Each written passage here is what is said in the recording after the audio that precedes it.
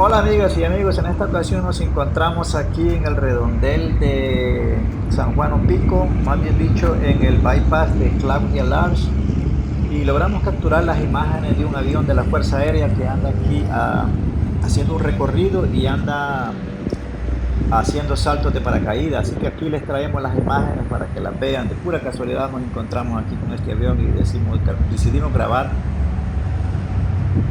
Podemos ver allá va un avión, creo que de la Fuerza Aérea, debido a que aquí cerca está un destacamento militar.